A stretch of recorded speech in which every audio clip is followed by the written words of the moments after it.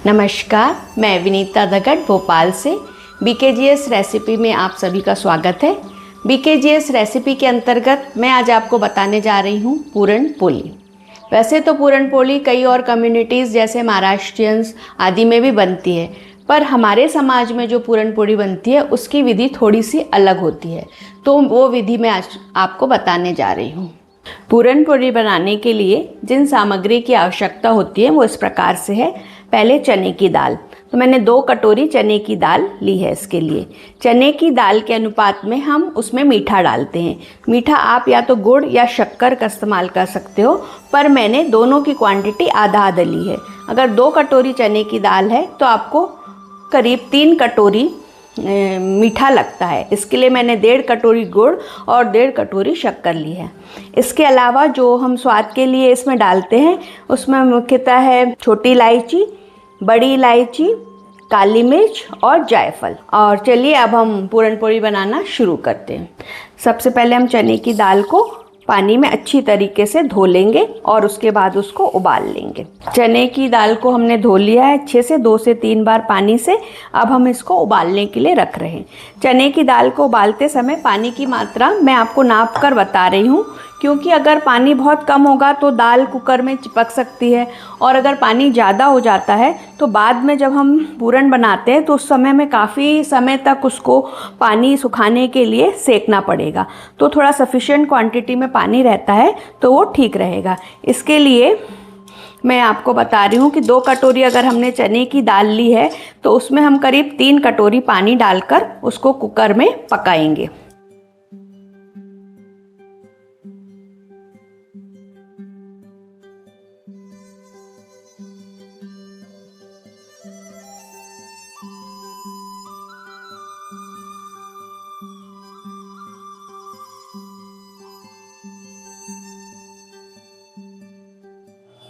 ये देखिए, ये 3 कटोरी पानी मैंने कुकर में डाल दिया है। अब मैं कुकर को 1 सीटी लगाऊंगी हाई फ्लेम पे।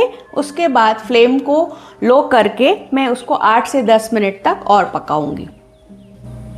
10 मिनट के बाद हमारी ये चने की दाल पक जाएगी। जब तक हमारी चने की दाल उबल रही है तब तक हम पूरन पोली के कवर बनाने के लिए उसका आटा गूंथने की तैयारी कर रहे हैं। इस पूरन पोली का कवर कई प्रकार से बनाया जाता है। कई लोग सिर्फ आटे को छान के उसका कवर बनाते हैं, कई सिर्फ मैदे का कवर बनाते हैं।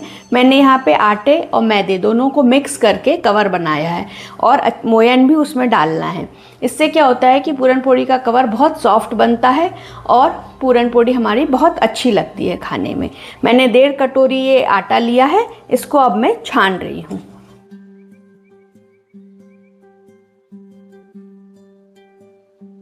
ये जो अपने 3 नंबर की छन्नी रहती है बारीक वाली, इससे मैंने आटे को छान लिया है। इसमें अब मैं 1.5 कटोरी के करीब ही मैदा मिक्स कर रही हूँ।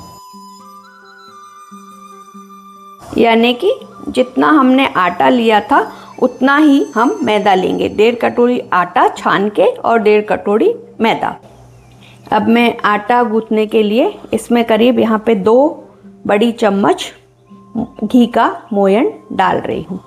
मोयन हम अच्छे से डालते हैं तो कवर बहुत सॉफ्ट बनता है। अब मैं इसमें पानी डालकर नरम आटा गूंथ लूँगी। आटा गूंथने समय ये ध्यान रखें कि हमें पूरन पोली का आटा काफ़ी समय तक अच्छे से मारना है। इससे क्या होगा कि हमारा पूरन पोली का जो कवर है बहुत सॉफ्ट बनेगा, एकदम मुंह में घुलने वाला, और पूरन पोली बहुत ही स्वादिष्ट लगेगी। तो आटा गूंथते समय ध्यान रखें कि काफ़ी समय तक इसको नरम होने तक गूंथें। इसके लिए आप चाहें तो आटे को इस तरीके से हथेली से दबा दबा के भी थोड़ा सॉफ्ट और लचीला कर सकते हैं। इससे बेलने में भी हमें बहुत आसानी होती है।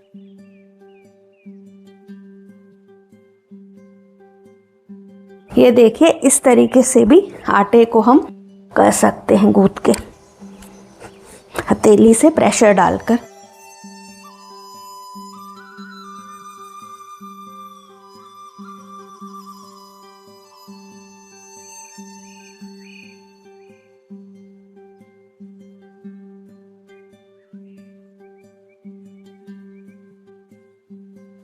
आटा जितना नरम और लचीला होगा उतना हमारा कवर अच्छा बनेगा, गूंथने में आसानी होगी और खाते समय बहुत सॉफ्ट लगेगा।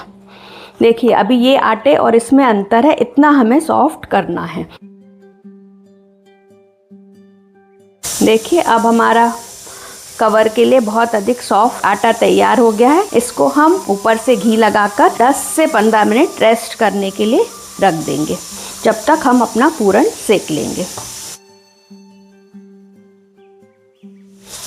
आटे के ऊपर मैंने घी लगा के, जिससे इसका जो कवर है वो हवा से कड़क ना हो, इस आटे को मैं एक सॉफ्ट सूती गीले कपड़े से 10 से 15 मिनट के लिए ढक कर रेस्ट के लिए रख रही हूँ। उसके बाद हम पूरण इसमें भरेंगे। ये देखिए अब हमारे चने की दाल उबल के तैयार है और पानी बिल्कुल एग्जैक्ट आया, ना पानी ज़्यादा है ना कम। तो आप जब भी 2 कटोरी दाल उबालें चने की, तो उसमें 3 कटोरी पानी डालें और 10 मिनट तक इसको पकने का समय रखें, एक प्रेशर आने के बाद। अब मैं इसको चने की दाल से पूरण बनाने जा रही हूँ। तो इसके लिए हम चने की दाल को कई तरीके से पीसते हैं, या तो मिक्सी में आप पीस सकते हैं या मथानी से मथ सकते हैं। मैं इसको चलनी में डाल के और प्रेशर से निकालती हूँ। इससे क्या होता है कि हमारा पूरण जो है वो रवीला बनता है। तो अब मैं इसको ट्रांसफ़र कर रही हूँ। ये देखिए अब हम इस तरीके से इसको, चाहे तो आप हाथ से प्रेशर दे सकते हैं या चम्मच से ऐसे चलनी में प्रेशर देकर इसको चलनी से निकाल रहे हैं। ये नीचे दाल हमारी ऐसी आती जा रही है, ये देखिए। बाद में हम इसको इकट्ठा कर लेंगे। इससे क्या होगा कि चने की दाल के जो कई बार कण आ जाते हैं बीच में पूरण में, वो नहीं आएंगे और बिल्कुल भी फाइन भी नहीं पिसेगी, पूरण थोड़ा रवीला बनेगा। ठंडी होने पे आप इसको हाथ से भी प्रेशर डालकर ऐसे निकाल सकते हैं।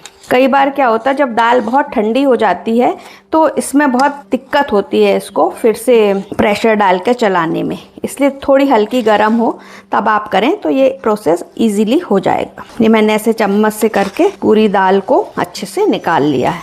इसके लिए जो सबसे मोटी वाली चलनी रहती है वो हमने यूज़ की है।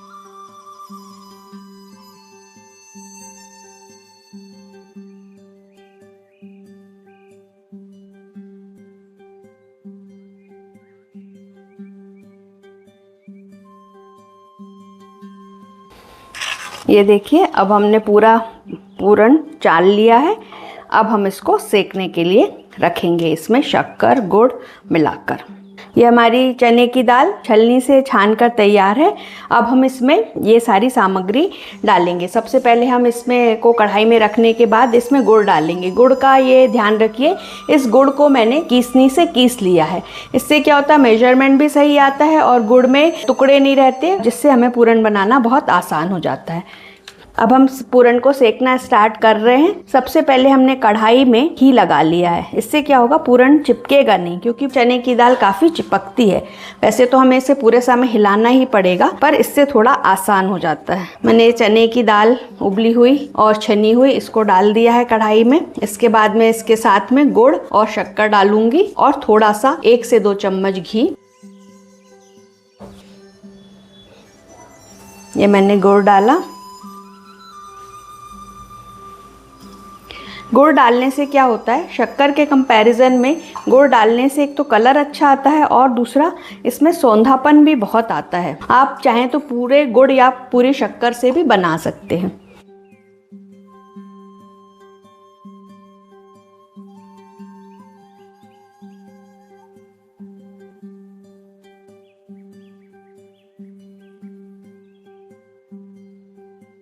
मैंने आज धीमी कर दी है। अब पहले मैं गुड़ और शक्कर को चने की दाल में मिक्स कर रही हूँ और इसके बाद इसको धीमी आंच पे ही करीब 20 से 25 मिनट भूनूंगी। इसमें 1 से 2 चम्मच मैं घी भी डाल रही हूँ। ये मैंने 1 बड़ी चम्मच घी इसमें डाल दिया है। ध्यान रखें कि पूरण बनाते समय बिल्कुल हटे नहीं और इसको लगातार हिलाते हुए धीमी आंच पर चलाते रहें, क्योंकि अगर दाल लग गई तो उसके जले का स्वाद बहुत जल्दी आ जाता है।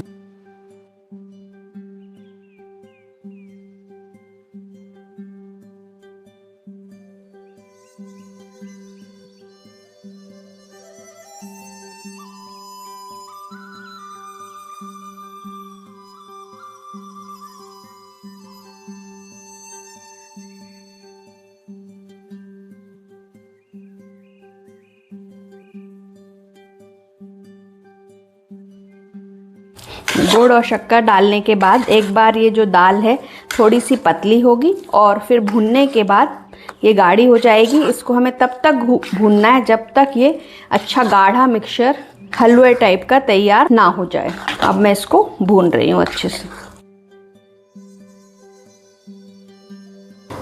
देखिए मुझे ये भूनते हुए 10 मिनट हो गए हैं पूरन को। अभी ये इस स्टेज पे आया है। अभी थोड़ा पतला है, ये और गाढ़ा होगा। हमें इसको बहुत ज़्यादा गाढ़ा नहीं करना, नहीं तो कई बार क्या होता है कि ये बहुत ज़्यादा सूख जाता है। फिर जब हम इसमें पूरन को भरते हैं तो हर कोने तक नहीं पहुंचता और छितरी छितरी बनती है।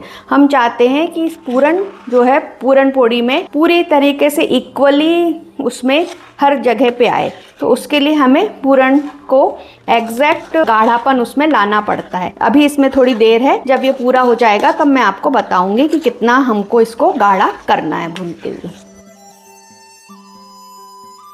अब ये देखिए करीब करीब ये सिकने पे आ गया है पूरन, और ये ठंडा होके और ज़्यादा गाढ़ा होगा। अब मैं इसमें जो आपको सामग्री बताई थी मैंने सारी पीस ली है। काली मिर्च जिसको मैंने थोड़ा दरदरा पीसा है, ये है इलायची बारीक पीसी हुई, और ये है जायफल, इसको बारीक चलनी से मैंने ग्रेट कर लिया है। इन सबको अब मैं पूरन में डाल दूँगी। अब देखिए ये काफ़ी गाढ़ा हो गया है, तो इस स्टेज पे मैं इसमें सारी सामग्री ये इसमें मिक्स कर रही हूँ। इसमें छोटी इलायची, बड़ी इलायची पिसी हुई दोनों बारीक, काली मिर्च दरदरी पिसी हुई, और ये जायफल है, इसको मैंने बारीक चलनी से ग्रेट कर लिया है।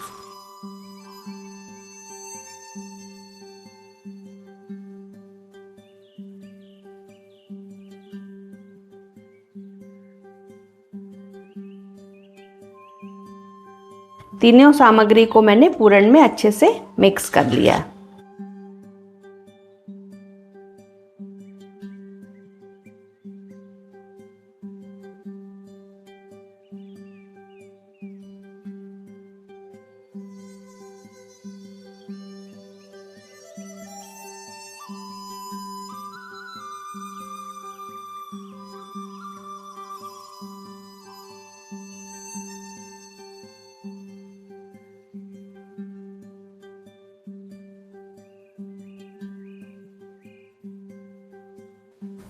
पूरन बनाने के लिए मैंने जितना मीठा डाला था उससे आप अपने स्वाद के अनुसार उसको कम या ज़्यादा कर सकते हैं।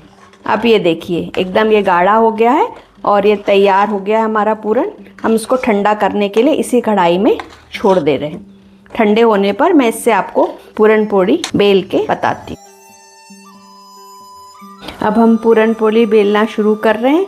ये आटा जो हमने 10 से 15 मिनट के लिए रेस्ट के लिए रख लिया था, उसमें से मैंने एक छोटी लोई काट ली है और ये मैंने पूरन का गोला बना लिया है। अब मैं इसको भर के और बेलना आपको बता रही हूँ। बाकी के आटे को वापस ढांक दीजिए जिससे वो सूखे ना। ये मैंने एक लोई ली है, इसमें थोड़ा सा सूखा आटा आप अच्छे से लगा लें और जैसे हम बिल्कुल आलू का पराठा भरते हैं ना, वैसे ही इसके कोने को पतला करते जाइए। बीच में थोड़ा सा मोटा रहेगा, इस तरीके से दबा के एक ऐसी कटोरी सी बना लीजिए। ये देखिए ये ऐसी कटोरी बन जाएगी। इसमें हम अपने पूरन को डाल देंगे। अब पूरन को नीचे दबाते हुए और ये आटे को ऊपर करते हुए इसके अंदर हम पूरन भर लेंगे।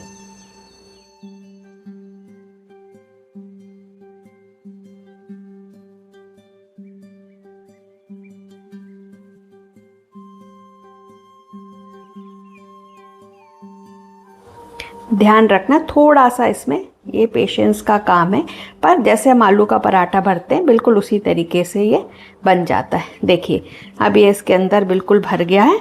इसको पिचका देंगे इस पोर्शन को और इसमें हल्का सा बिल्कुल अटामन लगाकर इसको अब हम पट्टे पे रख के पहले थोड़ा फ्लैट कर लेंगे इस तरीके से, और अब इसको बिल्कुल हल्के हाथों से बेल लेंगे। ध्यान रखिए हमें बहुत प्रेशर नहीं डालना है, नहीं तो क्या होगा पूरन बाहर आने लगेगा। इस तरीके से किनारे किनारे धीरे धीरे बिल्कुल पेशेंस के साथ इसको बेल लीजिए।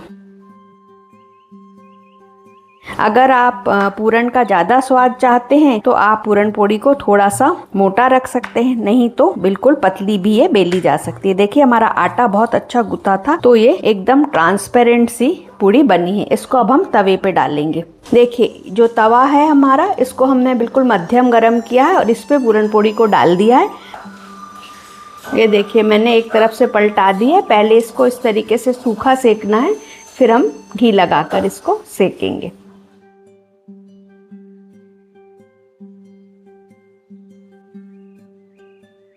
ये दोनों तरफ से हमने इसको सूखा सेक लिया है।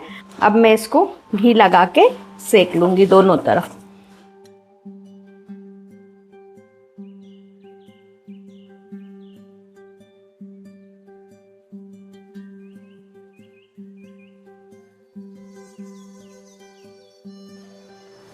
हल्के हाथ से दबाते हुए इसको दोनों तरफ सेक लें।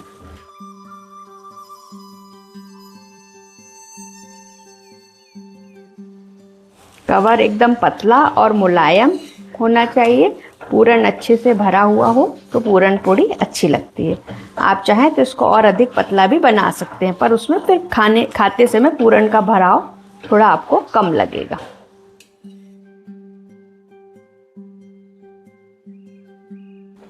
सूखा सेकने के बाद एक एक बार दोनों तरफ घी लगा के सेक के पलटाते हुए हमें पूरन पोड़ी तैयार करना है। पूरन पोड़ी को हमारे यहाँ अदरक, हरी मिर्च की कढ़ी और घी के साथ खाया जाता है।